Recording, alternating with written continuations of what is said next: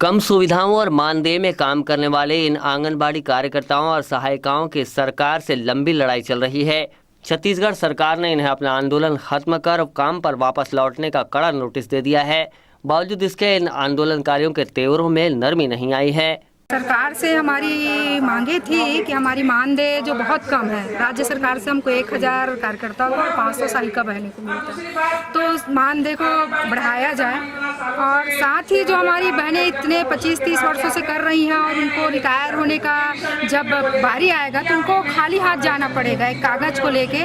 कम से कम उनको pension, gratuity या रिटायर होने के समय सरकार उनको कार्यकर्ताओं को 1 लाख और सहायिकाओं को 80,000 रुपये दे और पेंशन हमारा या तो 3000 करे जो प्रति माह।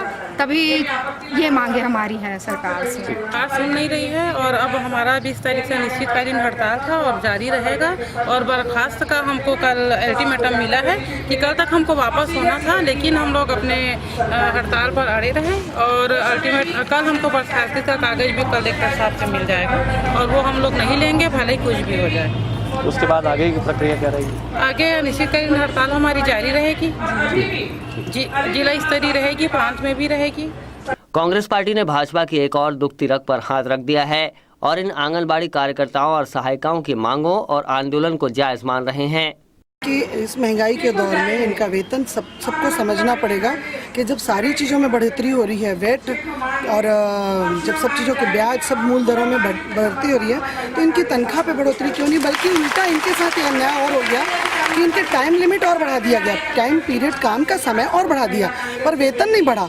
इनके शासकीय योजनाओं के तहत इनका पहले मूलभूत सिद्धांत है कि ये महिलाएं ग्रामीण स्तर पर संवैधानिक स्तर पर कुपोषण से लेकर वहाँ की साक्षरता मिशन पे भी काम करती हैं, वहाँ के वोटिंग आईडी के लिए लोगों के घर घर दरवाजे में वोटर आईडी लिस्ट बनाने के लिए भी दौड़ती हैं। एक ऐसी कार्यकर्ता जो जमीन से जुड़ी हुई हैं, उनको अगर इस तरह से निराधार होगा उनका, तो छत्तीसगढ़ शासन महतारी बोल के अपने आप को कैसे सुशोभित करेगा। आंगनबाड़ी कार्यकर्ताओं और सहायिकाओं पर प्रशासनिक और आम लोगों के निर्भरता का पैमाना काफी बड़ा है, मगर फिर भी सरकारें इस जरूरी वर्ग के लिए अब तक सकारात्मक रुख नहीं दिखा पाई हैं।